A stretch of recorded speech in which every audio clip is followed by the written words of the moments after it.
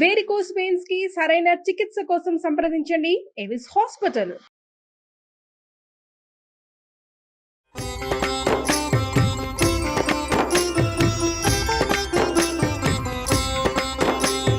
నమస్కారం. విష్ణు పురాణం 14వ రోజు పారాయణలోకి వచ్చామండి. సౌభరి కథ విన్నాము. ఇప్పుడు మాంధాత కుమారుడైన అంబరీషుని కొడుకు యవనాశ్వుడి గురించి చెప్పుకుందాం. ఇతని సుతుడు హరిషుడట.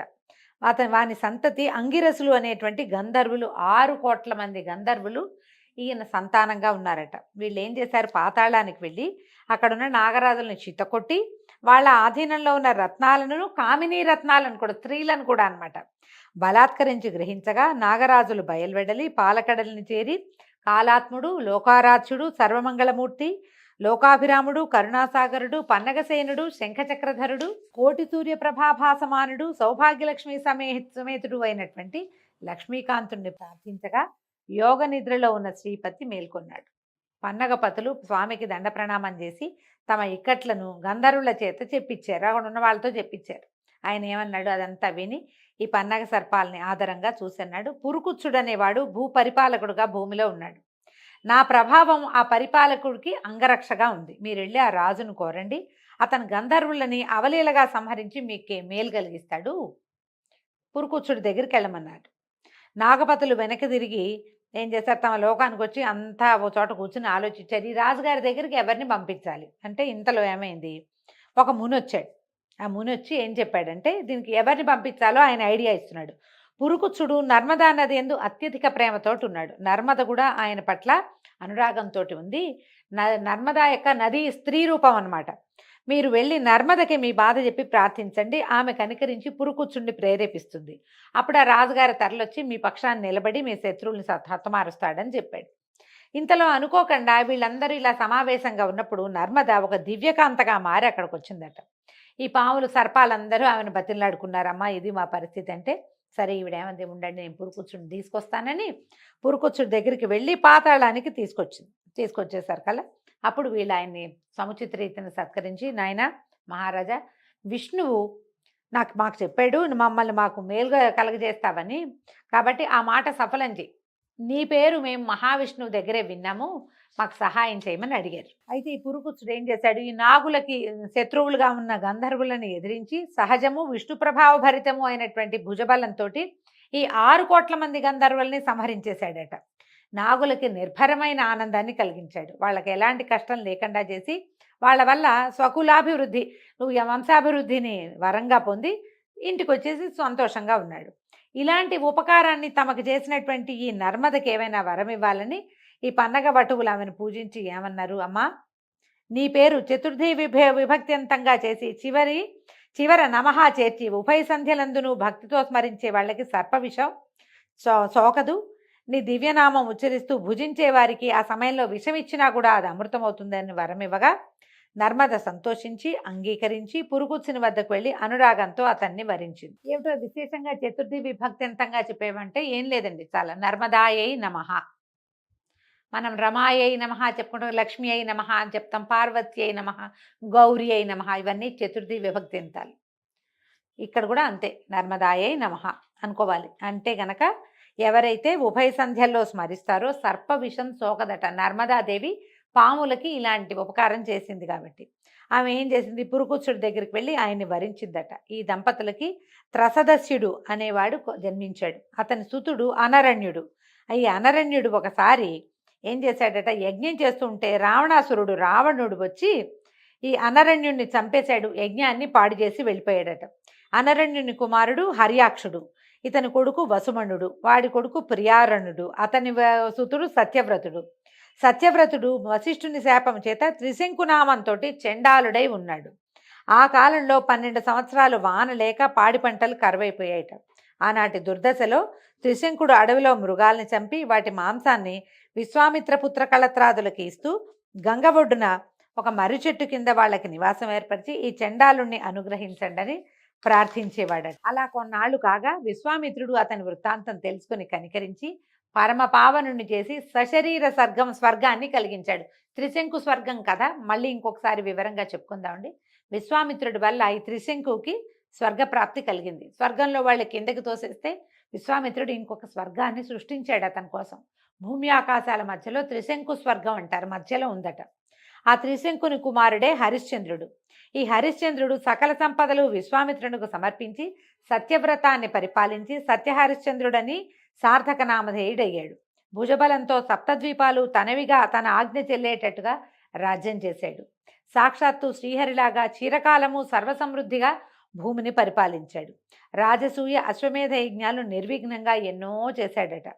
అంతమందు దేవలోకంలో ఇంద్రుని సింహాసనానికి పక్కనే దివ్య సింహాసనాసీనుడయ్యాడు. ధర్మానికి హరిశ్చంద్రుడు పురుష రూపంగా ఉన్నాడు. మనం ఎందరో రాజుల కథలు చెప్పుకున్నాం. హరిశ్చంద్ర ప్రఖ్యాతమైన గాథ అందులో. ఈ హరిశ్చంద్రుని కుమారుడు లోహితాశ్వుడు, అతని కొడుకు హరిషుడు, హరిషుని కొడుకు చంచుడు, వాని కొడుకులు విజయుడు వసుదేవుడు అని ఇద్దరు. విజయుని కొడుకు రురుడు, అతని కొడుకు వృకుడు, వాని తనయువు బాహుడు. బాహుడు రాజ్యపాలన చేస్తుండగా హైహైలు ఆకస్మికంగా వచ్చి రాజ్యం ఆక్రమించుకోగా బాహుడు చేసేదేం లేక భార్యా సమేతుడై ఔర్వ మహాముని ఆశ్రమానికి వెళ్ళిపోయాడు. అయితే అతని భార్య నిండు గర్భిణిగా ఉందట. ఒకనాడు ఆ ఇల్లాలకి ఏంటంటే కష్టం వచ్చింది. ఒక భార్య తాలూకు సవిత అంటే రెండో భార్య. ఆవిడకి ఏమనిపించేది, తనకి సంతతి లేదనే విచారము, సవతికి సంతతి కలుగుతుందనే కోపము ఏకం కాగా ఈ విషం పెట్టిందట సవితికి. విషం పెట్టేసరికల్లా ఆ గర్భం స్తంభించిపోయి ఉండిపోయిందట. అలా 7 సంవత్సరాలు అయింది. 7 సంవత్సరాలు అయిన తర్వాత ఈ బాహుడు పరలోక గతుడయ్యాడు. గర్భం అట్లాగే ఉండిపోయిందట. అంతట గర్భవతి అయిన పట్టమహిషి భర్తతో సహగమనం చేయటానికి సన్నద్ధురాలై చితి దగ్గరికి చేరేసరికి ఆవిడ కూడా సహగమనం చేద్దామనుకుంది. 3 కాలాలు తెలిసిన మహాముని అయినటువంటి ఔర్వుడు ఆశ్రమంలో నుంచి బయటకు వచ్చి ఏం చెప్పాడట, పట్టమహిషిని బారించాడట. అమ్మా, నువ్వు చితిలో ప్రవేశించకు. నీ కడుపులో ఉన్న బిడ్డ అసమాన బలపరాక్రమాలు కల వీరుడై విరోధి యముడై భాస్కర సమతేజుడై రాణిస్తూ ఏకఛత్రాధిపత్యంగా భూమిని పరిపాలిస్తాడు.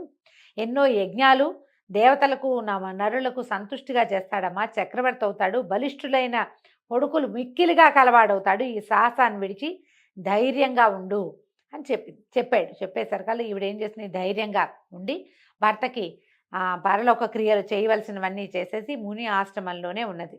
అయితే కొన్ని దినాలకి గరముతో కొడుకుని కన్నది. ఆ విషంతో అలా బిగుసుకుపోయి ఉన్న పిండం మెల్లిగా శిశువుగా మారింది. అప్పుడు ఆ విషంతో కుమారుడు జన్మించాడట ఆమెకి. అయితే ఔర్వుడు అనే మహర్షి ఆ పిల్లవాడికి సగరుడు అంటే గరము అంటే గరళము తెలుసు కదా మనకి. గరళం అంటే విషం, గరము అన్నా కూడా విషమే. సగరుడు అని పేరు పెట్టాడట. అయితే పేరు పెట్టి జాతకర్మాది క్రియలు జరిపించి చెవులోపనయనాదులు, విద్యాభ్యాసము, శాస్త్రము, అస్త్రశస్త్రాదులు అన్నిటికి సంబంధించిన శిక్షణ, ఎన్నో విద్యలు నేర్పించాడు. అయితే ఏమైంది, ఒకనాడు సగరుడు తల్లి దగ్గరికి వచ్చి అడిగాడట, అడవుల్లో ఉండటం ఎందుకమ్మా మనకి, మనం ఇక్కడ ఎందుకున్నావు, మా తండ్రి ఎక్కడున్నాడు అని అడిగితే అప్పుడు ఏం చెప్పేది, నాయన హైహైలు మూకమ్మడిగా వచ్చి పోరాడి మీ తండ్రిని అడవులకి పారదోలేరు. తర్వాత సవితి మీ పింతల్లి నాకు విషం పెట్టింది. మీ నాన్నేమో ఇలా పరలోక గతుడు అయ్యాడు. ఔరుని చేయూతతోటి నేను నిన్ను ఇట్లా పెంచాను నాయన అనేసరికల్లా ఇతను ఏం చేశాడట, సగరుడు ఆ దుష్టుల్ని వధించి ముల్లోకాల్లోనూ మా నాన్న కీర్తిని వ్యాపింపచేస్తానని చెప్పి హైహైలను యుద్ధానికి పురికొల్పి అందరినీ ముక్కలు చెక్కలుగా ఖండించేశాడట. అయితే ఈ సగరుడి బలపరాక్రమాలు, ఈ పరాక్రమాన్ని చూసి శక యవన కాంభోజాదులు బెదిరి పారిపోయి వశిష్ఠుని దగ్గరికి చేరారట. వశిష్ఠుడు ఆలోచించి వాళ్ళని కులాచారాలు విడిచి గతి తప్పిన వారిగా, బతికున్న చచ్చిన వారిగా చేసి సగరుడి దగ్గరికి వెళ్ళాట. వెళ్ళి, రాజా నీ ప్రతిజ్ఞ చెల్లింది, హైహైలంతా చచ్చిపోయారు, వీళ్ళంతా కూడా చచ్చిన వాళ్ళతోటే జమ. ఎందుకంటే వీడు ఎప్పుడైతే కులాచారాన్ని పాటించలేదో వాడి బతుకున్న వాడి కింద లెక్కే కాదు. నీకు భయపడి ప్రాణరక్షణ కోరుతూ నా శరణు వచ్చారు. శరణన్న వాళ్ళని కాపాడాలి. నేను మీ వంశీయుల కులగురువుని, ముందు నుంచి నా మాట మన్నించాలంటే సరే ఆయనకు ఒప్పుకొని ఏం చేశాడట, ఆ రాజుల్ని విడిచేసి మీ స్థానాల పోండి, మీ రాజ్యాలు మీరు పరిపాలించండి అని పంపించేశాడు. అప్పటి నుంచి యవనులు బోడి తల్లల వాళ్ళు, యవనులకి నెత్తి మీద జుట్టు లేదట. శకులు సగం బోడి తల్లట. పారదులు విరబోసిన జుట్టు కలిగిన వాళ్ళు, ప్లవులు మీసాలు గడ్డాల వారు, కాంభోజులు అధ్యయనం లేని వారు అయ్యి ఈ కులాలు అంటే వీళ్ళందరూ మనవాళ్లే. శకులు, యవనులు, కాంభోజులు వీళ్ళంతా కూడా భూమి మీద మనతో పాటు ఉన్నవాళ్లే. వీళ్ళని ఇట్లా విడిచిపుచ్చటం వల్లే ఇలాంటి ఇవి వచ్చినాయన్నమాట, పద్ధతులు వచ్చాయన్నమాట. వాళ్ళకి తమ తమ కులాచారాలు విడిచి బ్రాహ్మణులకు దూరమై మ్లేచ్ఛులయ్యారు. ముందంతా వీళ్ళు ఇదే వంశాలకు చెందిన వాళ్ళు, సూర్యవంశానికి చెందిన వాళ్ళు, చంద్రవంశానికి చెందిన వాళ్ళే మొదట. ఇలాగ సగరుడు తండ్రి శత్రువులను దునుమాడి తన నగరానికి వచ్చి అభిషిక్తుడై 7 దేవులకు అంటే సప్ద్వీపాలకి ఏకంగా ఉన్నటువంటి వసుంధరని పరిపాలించి చాలా అద్భుతమైన చరిత్ర కలిగిన వాడై ఉన్నాడు. వినతాకశ్యపుల కుమార్తె అయినటువంటి సుమతిని విదర్భ రాజపుత్రికైన సుకేసిని పెండ్లాడి రాజ్యభోగాలు అనుభవిస్తూ హాయిగా ఉన్నాడు. ఉన్న తర్వాత పుత్రకాంక్షతోటి భార్యల కోసం ఔరువుని దగ్గరికి వెళ్ళి ఆయన చెప్పాడట, నాకు కుమారులు కావాలని కోరుకునేసరికల్లా ఆయన ఏం చేశాట, ఒక భార్యకేమో వంశవర్ధనుడైన కుమారుడు, ఇంకొకటికి 60 మంది కుమారులు కలుగుతారని చెప్పాడట. విదర్భ రాజపుత్రి ఒక కూతుర్ని ఒక కొడుకుని కోరుకుందట, నేను అంతమంది పిల్లల్ని కనలేనని.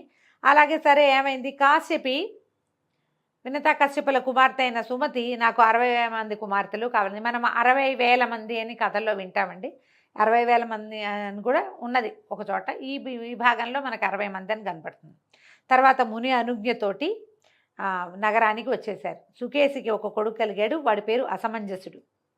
ఈ సుమతికి 60,000 మంది 60 మంది కుమారులు జన్మించారు. ఈ అసమంజసుడు ఏంటంటే పేరుకు తగినట్టుగానే తమ్ముళ్ళని వెంట పెట్టుకుని ఎన్నో రకాల చెడు పనులే చేసేవాడు. పిల్లల్ని నీళ్లలో ముంచేసేవాట, సరదాకి చేసేవాడు. దాంతో ఏంటంటే ఓర్చుకుని ఉండేవాడు ప్రజలంతా కూడా, రాజుగారి అబ్బాయి లేక కలిగిన కొడుకు ఏమంటాము అని ఊరుకునేవాళ్ళు. అయితే అతను అసమంజసుడు యువకుడు అయ్యాక కూడా అతని దుర్మార్గం, చిన్నతనంలో బాల్యచేష్టలు కాదు, పెద్దవాడయ్యాక కూడా అలాగే క్రూరమైన దుర్మార్గమైన విపరీతమైన ప్రవర్తన కలిగి ఉండేవాడు. అతనికి ఒక కుమారుడు కూడా కలిగాడట. అయితే ఈ మనవడిని చూశాను చాలు అనుకుని ఈయన ఏం చేశాడు, సగరుడు అసమంజసుడిని వెళ్ళగొట్టేశాట. మళ్ళీ అసమంజసుడి కథ మనకి కనపడదు, ఏ కథల్లోనూ ఎక్కడా చెప్పరు, అతను వెళ్ళగొట్టేయటం మాత్రమే తెలుస్తుంది. అయితే అసమంజసుని యొక్క తమ్ములైన ఈ 60 మంది కూడా అన్నలాగానే దుష్ట చరిత్రలే లోకానికి చికాకు కలిగించేవాళ్ళు. అయితే యజ్ఞాలు పాడు చేయటం, తపస్సులు సాగకుండా చేయటం, కొంటె పనులు చేసేవాళ్ళు అనమాట. దేవతలు సహించలేకపోయేవాళ్ళట వాళ్ళని. అయితే ఏమన్నారు, వీళ్ళు వెళ్ళి విష్ణుమూర్తికి చెప్పారట, నీ అంశతోటి జన్మించినటువంటి మహాతపస్వి కపిలుడు విష్ణుమూర్తి యొక్క అంశతోటి జన్మించాడు, ఆయన దగ్గరికి వెళ్ళారు.